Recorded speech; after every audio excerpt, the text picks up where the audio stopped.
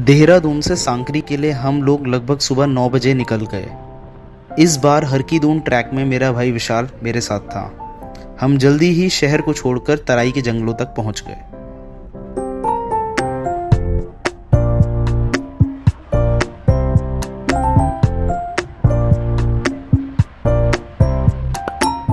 मुझे ये सिर चकरा देने वाले पहाड़ी रास्ते बहुत ही ज़्यादा पसंद हैं। ऐसे रास्तों पर अक्सर लोगों को डर लगता है और चक्कर आते हैं, मगर मुझे तो दिल्ली एनसीआर की सड़कें इन पहाड़ी रास्तों से ज़्यादा खतरनाक लगती हैं।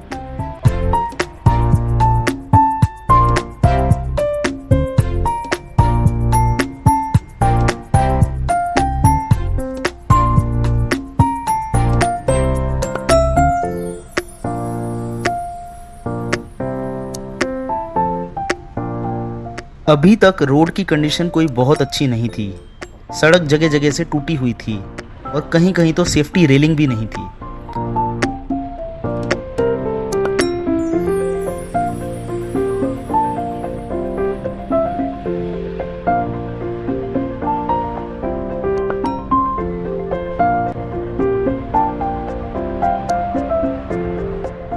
थोड़ा और आगे चलने के बाद हम लोग अब यमुना ब्रिज के पास बने डैम पर पहुंच गए।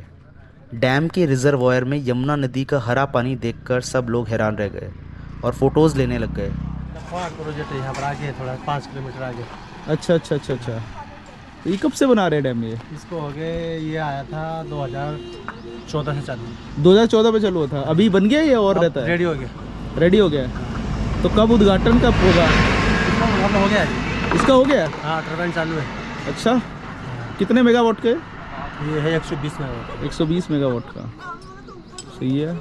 और इसमें क्या कहते हैं, ये सारी यमुना नदी है पीछे? ये यमुना नदी, यमुना नदी आ रही है। डाक पत्थर कितना दूर है यहाँ से? यहाँ से डाक पत्थर आगे है पीछे की तरफ पड़ता है? आगे है जी, आगे बढ़ेगा डाक पत्थर। डाक पत्थर आगे।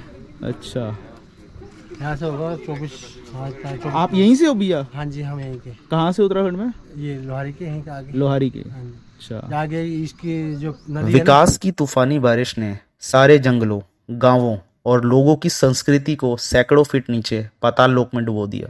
गांव डूबा है, एक गांव डूबा है, प्रभावित हुआ है पूरा। अच्छा, तो फिर वहाँ पर जमीन वगैरह दी है सरकार ने? अभी कुछ नहीं दिया। अभी कुछ नहीं दिया गांव में, लेकिन उनकी जमीन तो डूब गई मतलब? हाँ, उनकी घर भी डूब गया, जमीन भी डूब गई। अच्छा, तो एक स्कूल है, सरकारी स्कूल, उसमें रहते हैं। सरकारी स्कूल में रह रहे हैं। हाँ। तो फिर पैसा वैसा भी नहीं दिया कुछ भी अभी तक? कुछ पैसा डाला है मेरे ख्याल से, अभी कुछ दिया नहीं है। अच्छा, ज़मीन ले ली लेकिन पैसा नहीं दिया अभी? हाँ, पैसा नहीं। ये बिया वगैरह आप कहाँ से हो भैया? नेपाल से। बिया ये वाले बिया भी नेपाल से हैं? चलो, नेपाल पास पड़ता है ना यहाँ से। नेपाल तो उधर से कुमाऊं साइड से, दारचूला से। डैम साइड से आगे चलकर एक फ्रूट की दुकान पर हम लोग लीची और खीरा खाने के लिए रुक गए। कमानी अपनी जगह है। नहीं, पानी पी लिया पहले से ही ज़्यादा पी लिया, उसके बाद खीरे भी खा रहे हैं, फिर ये भी लीची भी खाएंगे, पुलुम भी खाएंगे। आप कहाँ से हो भैया? मैं यहीं से लोकल हूँ, यहाँ से? मेरा यमुनापुर के पास। अच्छा, एक बात बताओ, यहाँ पर डामटा कहाँ पर है? डामटा 28 किलोमीटर आगे है। 28 किलोमीटर आगे है। अभी डामटा में ही बस गिरी थी ना? हाँ, गिरी थी। अच्छा, वहाँ पर मतलब वो भी आए थे ना मध्य प्रदेश के मुख्यमंत्री? हाँ जी, वहाँ नहीं आए होंगे, वो देहरादून आए होंगे। अच्छा, देहरादून आए होंगे। लेते हैं, और ले ले यार विशाल, तू ले ले भैया। आप इधर मतलब इस सीज़न में ही रहते हो जब चारधाम यात्रा होती है, या फिर? सीजन में ही रहते हैं, बाकी पीछे मेरी छोटी सी शॉप है। अच्छा, आपकी पीछे शॉप है? चाउमीन मोमोज की। चाउमीन मोमोज की जी, यमुना ब्रिज पे। अच्छा। और भैया, अभी जैसे आप यहाँ पर मतलब रात में यहीं पे रुकोगे या वापस नीचे चले जाओगे? रात को वापस जाएंगे घर। तो आप सामान वगैरह कहाँ रख के जाओगे? नीचे ही यमुना ब्रिज के पास। यमुना ब्रिज के पास ही? और गाड़ी वगैरह है, किससे जाओगे आप? स्कूटी से। अच्छा, स्कूटी पे इतना सामान कैसे लेके जाओगे? कई चक्कर काटने पड़ते हैं। सही है। एक राउंड में नहीं जाता है। चलो जी।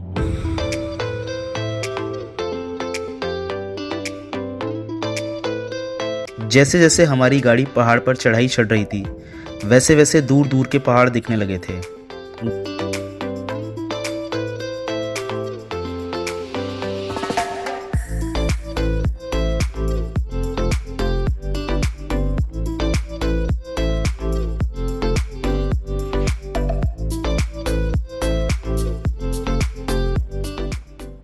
रास्ते में हाईवे के साथ साथ कैक्टस के पौधे उगे हुए थे। कैक्टस के ये पौधे चाहे समुद्र तट हो या रेगिस्तान हो या ऊंचे पहाड़ हो, हमें हर जगह देखने को मिल जाते हैं। और हिमालय में इतनी अधिक ऊंचाई पर तो कैक्टस देखकर मैं भी खुद हैरान था।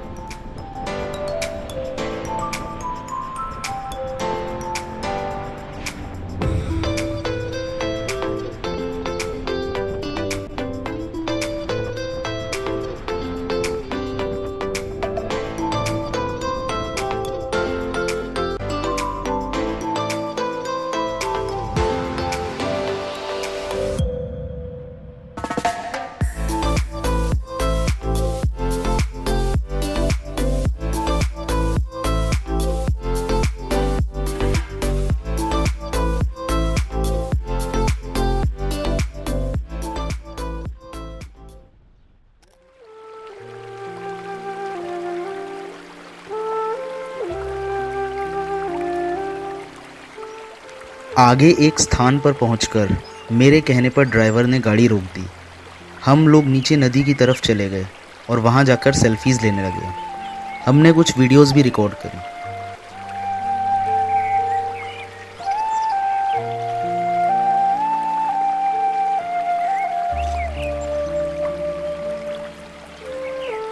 यकीन ही नहीं होता कि ये वही यमुना नदी है जिसका पानी दिल्ली पहुंचते पहुंचते इतना प्रदूषित हो जाता है कि वह नदी नहीं बल्कि एक नाले की तरह लगने लगती है।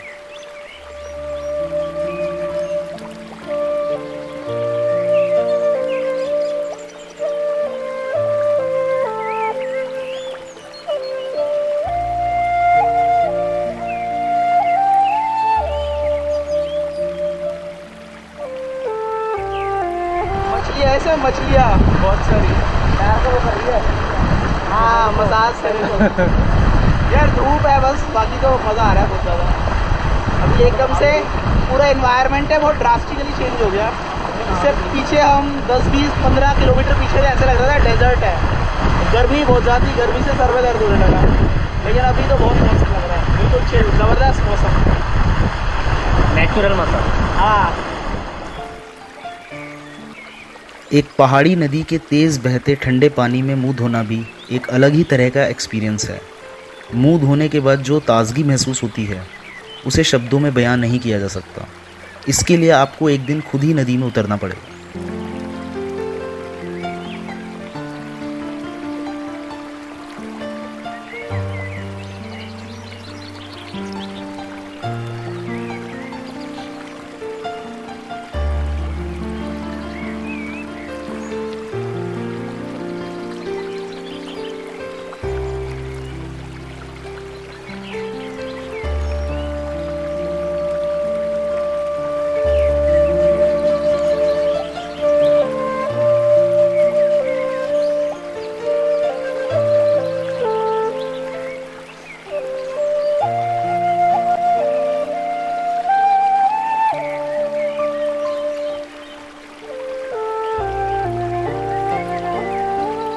हरी घास के बैकग्राउंड में सफ़ेद फूलों को देखकर मन बहुत प्रसन्न हो रहा था। आखिर नेचर की इसी खूबसूरती को देखने तो हम लोग पहाड़ों में इतना दूर तक आते हैं।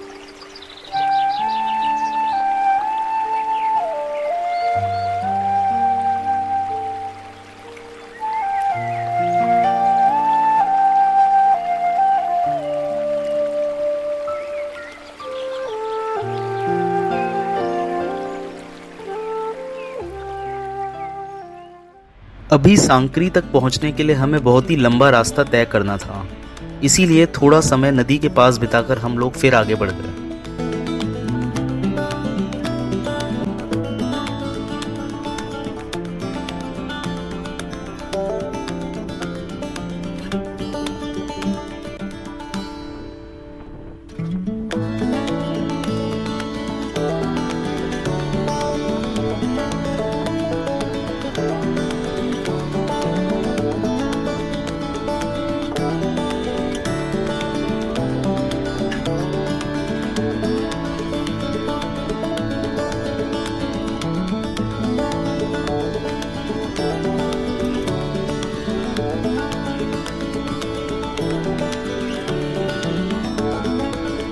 पहाड़ों में बहुत लंबे समय तक गोल गोल घूमने के बाद हम एक बड़ी सी चौड़ी घाटी में पहुंच गए।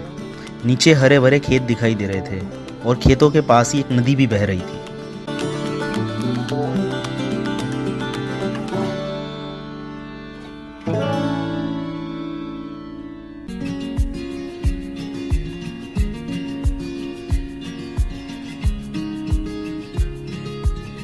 अब सामने के पहाड़ पर हमें पुरोला दिखाई देने लगा था। अभी तक रास्ते में छोटे मोटे गांव ही पड़े थे, लेकिन पुरोला काफ़ी बड़ा कस्बा था। ऊपर दूर दराज के गांवों में सारी ज़रूरत की चीज़ें जैसे राशन, दूध, अंडे पुरोला से ही जाते हैं।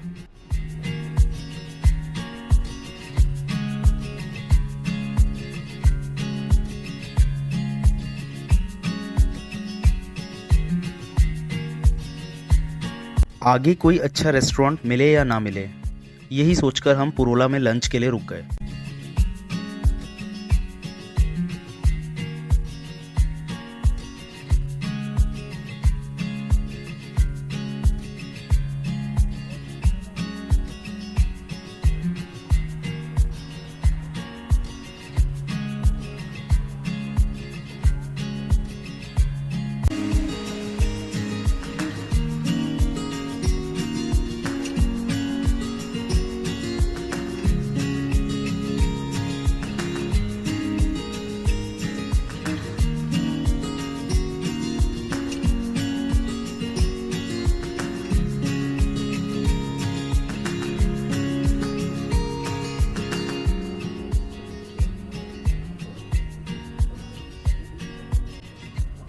जंगल से गुजरते हुए मैं सोच रहा था कि यार ये अपनी ज़िंदगी भी तो कुछ कुछ जंगल से गुजरती एक सड़क की ही तरह है। कभी पेड़ों की छाँव तो कभी धूप में पड़ते ही सारा जंगल हरे रंग में चमकने लगता है और छाया वाले हिस्से में आते ही सारे जंगल के रंग फीके पड़ जाते हैं। आगे सड़क पर रास्ता कैसा होगा ये किसी को भी नहीं पता, लेकिन फिर भी कुछ अच्छा होने की उम्मीद में हम सब ज़िंदगी नाम की इस पहाड़ी सड़क पर लगातार आगे चल रहे हैं।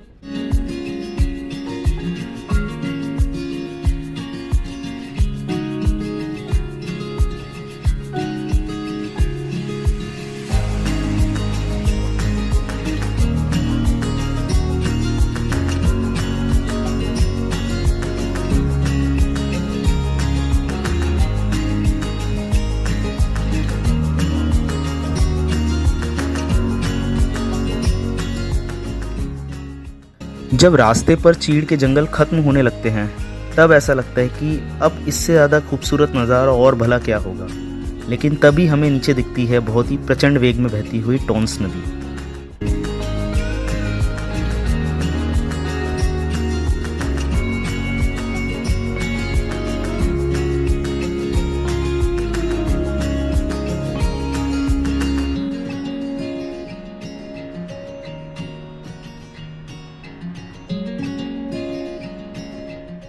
एक बार को तो मन हुआ कि थोड़ी देर रुककर नदी के पानी में कुछ समय बिताया जाए, लेकिन ऐसा करना प्रैक्टिकली पॉसिबल नहीं था। कारण दो थे। अगर हम रुकते तो सांकरी पहुंचने में हमें बहुत देर हो जाती और आगे के खतरनाक पहाड़ी रास्तों पर ड्राइवर को रात में ड्राइव करना पड़ता, जो कि सुरक्षित नहीं था। दूसरा, नदी में पानी का बहाव भी बहुत तीव्र था और पानी भी बहुत ठंडा था, इसलिए भी नदी के पास जाना मुझे सुरक्षित नहीं लगा।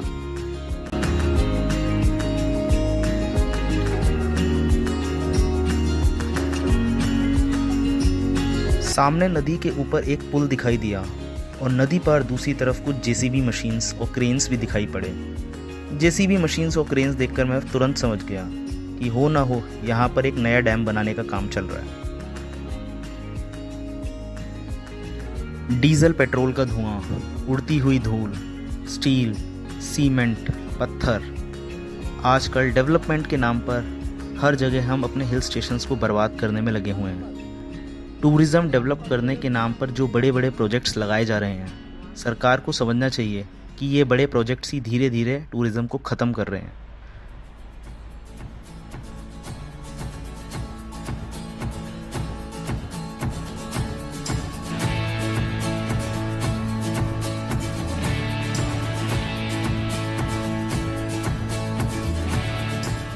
गाड़ी चढ़ाई चढ़ते हुए वापस ऊंचाई पर आ गई थी, जिस वजह से अब हम टॉन्स नदी को नहीं देख पा रहे थे, लेकिन हरे रंग के बैकग्राउंड में चटक लाल रंग की झोपड़ियाँ बहुत दूर से ही चमक रही थीं। ड्राइवर ने हमें बताया कि बस 15 मिनट में ही हम सांकरी में होंगे। मैं सांकरी पहुंचने का बड़ा ही बेसब्री से इंतज़ार कर रहा था, क्योंकि मैं देखना चाहता था कि 2020 में मेरे केदारकंठा ट्रैक करने के बाद यहाँ पर क्या कुछ बदला है।